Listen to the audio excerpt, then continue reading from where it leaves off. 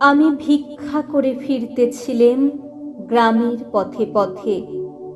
তুমি তখন চলেছিলে তোমার স্বর্ণরথে।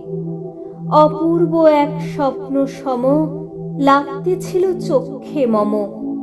কি বিচিত্র শোভা তোমার, কি বিচিত্র সাজ। আমি মনে ভাবতেছিলেম, এ কোন মহারাজ। আজি শুভক্ষণে রাত পোহালো, ভেবেছিলেম তবে আজ আমারে দ্বারে দ্বারে ফিরতে নাহি হবে। বাহির হতে নাহি হতে কাহার দেখা পেলেম পথে। চলিতে রথ ধনধান্য ছড়াবে দুই ধারে। মুঠা মুঠা কুড়িয়ে নেব, নেব ভারে ভারে। দেখি সহসা রথ থেমে গেল আমার কাছে এসে।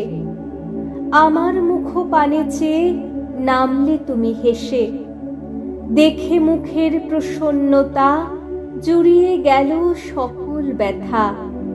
হেন কালে কিসের লাগি তুমি অকস্মাৎ, আমায় কিছু দাও গো বলে বাড়িয়ে দিলে হাত। মরি এ কি কথা রাজাধিরাজ, আমায় দাও গো কিছু। শুনে ক্ষণকালের তরে রইনু মাথা নিচু। তোমার কি বা অভাব আছে ভিখারি ভিক্ষুকের কাছে।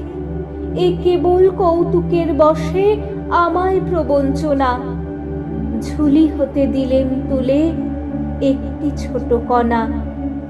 যবে পাত্রখানি ঘরে এনে উজাড় করি, এ কি ভিক্ষা মাঝে একটি ছোট সোনার কণা দেখি। দিলেম যা রাজ ভিখারিরে, স্বর্ণ হয়ে এলো ফিরে। তখন কাঁদি চোখের জলে দুটি নয়ন ভরে। তোমায় কেন দিইনি আমার সকল শূন্য করে।